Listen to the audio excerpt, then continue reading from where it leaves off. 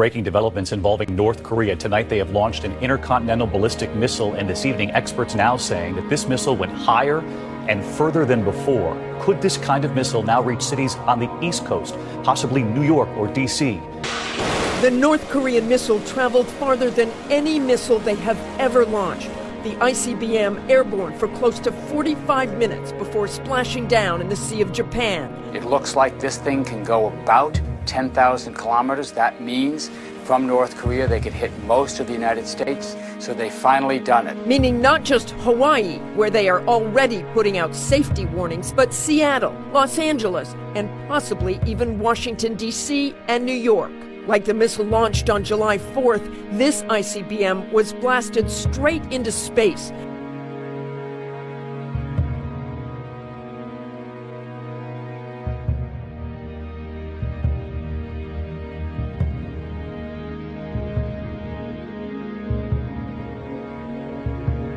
But the North can angle the missile trajectory for distance instead of altitude. And today's missile went higher and flew longer than the July 4th test, which is why experts fear it could potentially hit the mainland. Like horseshoes and hand grenades, getting close is all that's needed when you're dealing with nuclear weapons. The U.S. and South Korea responded tonight by conducting their own missile exercises. Key news, the US and South Korea have just announced they've fired short-range missiles in a military response to North Korea.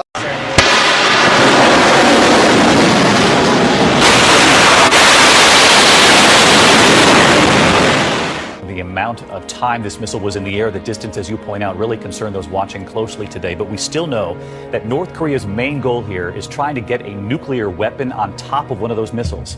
That's right, David. And while it was thought that technology would be years away, the Washington Post is reporting that U.S. officials have concluded in a confidential assessment that North Korea could have a nuclear-capable ICBM by as early as next year. President Trump, as you know, David, has said he will not let that happen.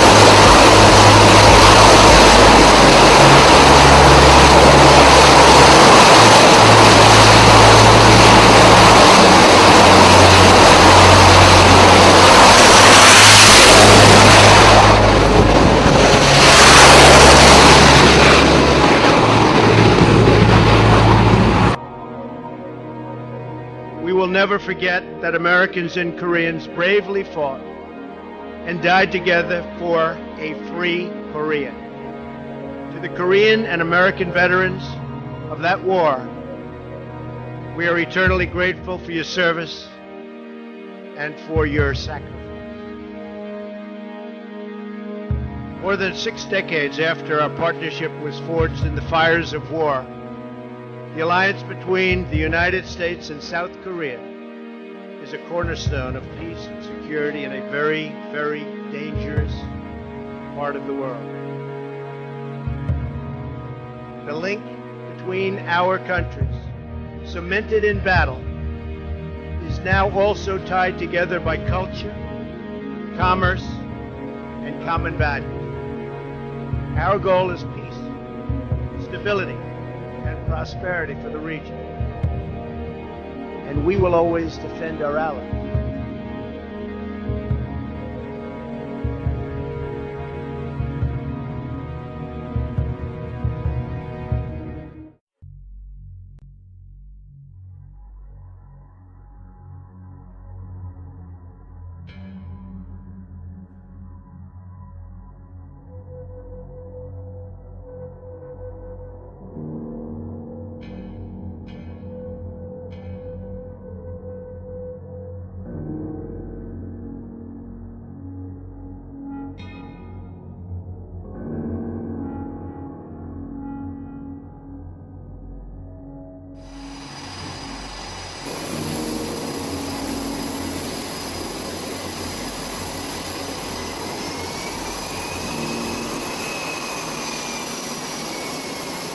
Meanwhile, as you noted, Shannon, new reports that China is beefing up its border with North Korea just in case of any trouble.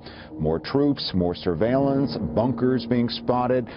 Either there are problems internally with the country or even a South Korea-U.S. incursion, which could result in a refugee flow out of the country. North Korea, meanwhile, reacting today to some comments made by CIA Chief Pompeo at a Security Council threatening Kim Jong-un. North Korea saying it would respond with a nuclear hammer.